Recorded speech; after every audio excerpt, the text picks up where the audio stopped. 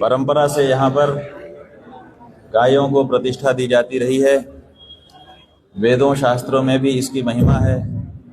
हमारे इतिहास में भी ऐसे अनेक उपाख्यान हैं जिससे यह पता चलता है कि भारत के लोग गाय को अपने प्राणों से भी ज़्यादा सम्मान देते थे। गाय के प्रश्न पर प्राणों को भी तुच्छ समझते थे। ऐसी गाय अनंत संख्या में हमारे देश में रहती थी, लेकिन आज परिस्थिति ऐसी हो रही है कि गायों की संख्या हमारे देश में निरंतर घटती चली जा रही है। आज हालत यह है कि केवल कुछ करोड़ की संख्या में गाय बची है। गाय और गवै दोनों को मिला करके हमारे यहाँ गिनती हो रही है। जो गाय है और जो गाय जैसी है दोनों को मिला करके गिनती होती है। 2019 में जो अंतिम गिनती भारत देश में हुई है उसमें भी केवल 17 करोड़ की संख्या उनकी बताई गई। 17 करोड़ में से भी जो हमारी गाय है, जिसको हम गाय कहते हैं और जिसके बारे में शास्त्रों में आख्यान है, जो सासना और ककुद वाली है, वेद लक्षणा है, जिसका गोमूत्र और गोमय पवित्र होता है, जिसका पंचगव्य बनता है और जो हमारे 33 कोटि देवताओं की स्थानभूता है, वो गाय तो केवल 1 करोड़ से 2 करोड़ के बीच में ही बची है अब। और प्रतिदिन उनके विरुद्ध अत्याचार हो रहा है। उनकी हत्या मांस खाने के लिए, मांस बेचने के लिए भारत में की जा रही है। भारत की सरकारें लाइसेंस देकर और निर्यात करने का लाइसेंस दे करके, अनुमति दे करके, आज्ञप्ति दे करके इस कार्य को और बढ़ावा दे रही हैं। तो हम हिंदुओं के सामने ये समस्या उत्पन्न हो गई है कि अगर अब हम अंतिम रूप से खड़े नहीं होते हैं तो हमारी गाय 1, 2 साल, 3 साल के अंदर केवल इतिहास का विषय होकर के रह जाएगी। फिर हमको देखने को भी नहीं मिलेगी। उसका सेवा करना तो दूर की बात है। इसलिए अंतिम निर्णय लेकर के इस बारे में खड़े होने की जरूरत पूरे समाज ने महसूस की और उसी जरूरत को स्वर देने के लिए हम ये आंदोलन और ये यात्रा कर रहे हैं। आज ब्रज में थाना की लड़की में का पालन किया जाता है। बात यह है कि हमने ये यात्रा जब आरंभ की तो हमारे सामने ये बात थी जो पिछले दिनों देश भर में कही गई कि जो गाय को लाए हैं हम उनको लाएंगे। तो हम लोगों ने शोध किया कि गाय को कौन लाया। तो जो राम को लाए हैं हम उनको लाएंगे। तो हम लोगों ने देखा कि राम को कौन लाया, कृष्ण को कौन लाया। तो शास्त्रों से हमको पता चला कि गाय ही उनको लेकर के आई। तो इसलिए हम लोग गाय को लाने के लिए निकले।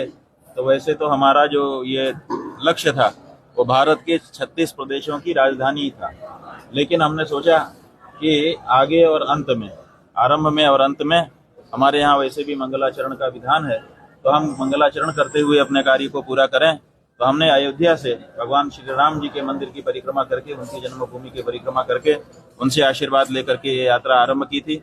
36 प्रदेशों में जाकर के वहाँ पर गौ प्रतिष्ठा ध्वज की स्थापना करके आज हम वृंदावन में आए। भगवान श्री कृष्ण की आविर्भाव स्थली, उनकी लीला स्थली, और यहाँ पर आकर के बांके बिहारी जी का हमने 56 भोग लगाया। वहाँ पर उनके श्रृंगार पूजा आराधना की, परिक्रमा की, और फिर उन्हीं की मूर्ति स्नेह बिहारी जी के चरणों में बैठकर हम लोगों ने इस यात्रा को समर्पित किया भगवान को और आगे के कार्यक्रम के बारे में चिंतन किया। अब हम ये यात्रा यहाँ पर पूरी कर रहे हैं और आगे के लिए अपना नया लक्ष्य स्थापित करते हुए यहाँ से बढ़ना चाहते हैं। महाराष्ट्र सरकार ने कानून लाई है, क्या और लगता है जिसमें भी इस तरह? देखिए, सरकार, प्रदेश की सरकार, किसी प्रदेश की सरकार कोई कानून लेके आती है, लेकिन वो गौ हत्या निरोध कानून नहीं बन पा रहा है, क्योंकि वो केवल स्थल निरोध कानून बन जाता है। इस प्रदेश में मत मारो, माने दूसरे प्रदेश में ले जा करके मार दो।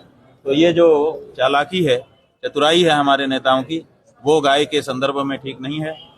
अगर हमारा देश एक है तो फिर एक देश में एक कानून, एक देश में एक इलेक्शन, एक देश में एक तरह की बातें जब चलती हैं तो गौ माता के बारे में एक देश में एक कानून क्यों नहीं बनता है? अगर भारत देश एक है तो गाय के बारे में भी एक कानून होना चाहिए जो देश के सभी कोनों में लागू हो। आप एक कोने में लागू कर देते हो, दूसरे कोने को खुला छोड़ देते हो कि आप यहाँ आइए, आराम से यहाँ से काटिए, मारिए, जो कुछ करना है करिए। तो ये चालाकी है, चतुराई है, ये गौ हत्या निरोध के कानून नहीं है। इसलिए जिन प्रदेशों में बने भी हैं वो केवल दिखावे के रह गए हैं और इसीलिए ट्रकों में लाद लाद करके दूसरे प्रदेशों में ले जाया जा रहा है। जब हमारे गौ भक्त, गौ वीर उनको ट्रकों को पकड़ते हैं तो लोग आ जाते हैं, कहते हैं कि ये तो गुंडे हैं। जो धर्मवीर है, जो गौ माता का सपूत है, लाल है, जो उनकी सेवा के लिए खड़ा हुआ है, जो उनके प्रति किए जा रहे हैं, वो नहीं सह सकता है, को पीड़ा देता है। महाराज जी, जिस तरह से मुख्यमंत्री योगी जी ने कहा था बटेंगे तो कटेंगे, कल आरएसएस के में हुई प्रेस कॉन्फ्रेंस में उन्होंने आरएसएस ने उसका समर्थन किया है कि एक हिंदू एकजुट रहेगा तो संगठित रहेगा, बचा रहेगा, अगर बट गए तो कट जाएंगे। बात यह है कि बट गए तो कट गए, आपको कहना है, आप शब्दावली जो है कि देश में एकता होनी चाहिए। अब देश में एकता बनाने के लिए आपके पास फार्मूला क्या है? आप कहते हैं बटो मत, बटेंगे तो कटेंगे। पहली बात तो यह है कि बटेंगे तो कटेंगे। बटेंगे तो ये बटेंगे जो क्रिया प्रयोग की जा रही है ये भविष्य काल की क्रिया है। इसका मतलब है कि अभी बटे नहीं हैं, अभी हम एक हैं। जब एक हैं तो कौन सा वो कारण है जिसके कारण बट जाएंगे? तो बटेंगे क्रिया जो है ये भविष्य काल की क्रिया है। इसका मतलब कि अभी हम बटे नहीं हैं लेकिन बटने की संभावना है। तो कौन से कारण है जिसके कारण हम बट जाने वाले हैं, इस बारे में चर्चा होनी चाहिए। और दूसरी बात यह है कि आप अगर एकता करना चाहते हो तो एकता करने का फार्मूला क्या है, कैसे एकता होगी? तो हम ये फार्मूला दे रहे हैं कि गाय को राष्ट्रमाता घोषित करो, गौ हत्या को अपराध घोषित करो। गाय माता है ये जब पूरे देश को पता चल जाएगा तो हमारी भी, हर देशवासी कहेगा गाय हमारी माता है। तो जब हमारी भी माता वही है जो अगले की माता है, तो जब दोनों की माता एक है तो दोनों भाई हो जाएंगे, दोनों बहन हो जाएंगे। तो भाई भाई में एकता होती है, भाईचारा इसी को कहते हैं। तो ये भाईचारा गाय से बढ़ सकता है। इसलिए अगर भारत को एक रखना है तो गाय के बारे में राष्ट्रमाता शब्द का उद्घोष करना होगा। तो क्या माना जाए कि भारतीय जनता पार्टी है वो समाज को बांटने का काम कर रही है? भाई अब बांटने की संभावना वही दिखा रहे हैं ना, कह रहे हैं बटेंगे तो ना, तो बटेंगे इसका मतलब अभी एक है, बटने की संभावना है। तुमको कैसे पता चल रहा है कि बट जाएंगे हम? कौन से वो कारण है? उन कारणों को तो जनता के सामने रखो। इन कारणों से हमको लगता है कि हम बट जाएंगे। महाराज जी, पिछले दिनों ब्रज के संत और ब्रजवासी उनको लेकर के आवाज उठाई। बिल्कुल, ये ब्रज से अगर आवाज नहीं उठेगी तो कहाँ से उठेगी? हमको बड़ी प्रसन्नता है कि ब्रज के संतों ने समवेत होकर के इस बारे में प्रस्ताव पारित किया है और देश को बताया है। प्रधानमंत्री लगातार महाराज जी मन की बात कर रहे हैं, आज भी उन्होंने प्रधानमंत्री मन की बात कर रहे हैं, आज भी मन की बात पर उन्होंने भी अच्छी है। वो हमारे प्रदेश के प्रधानमंत्री हैं, वो जब जब करते हैं हम लोग सब सुनते हैं।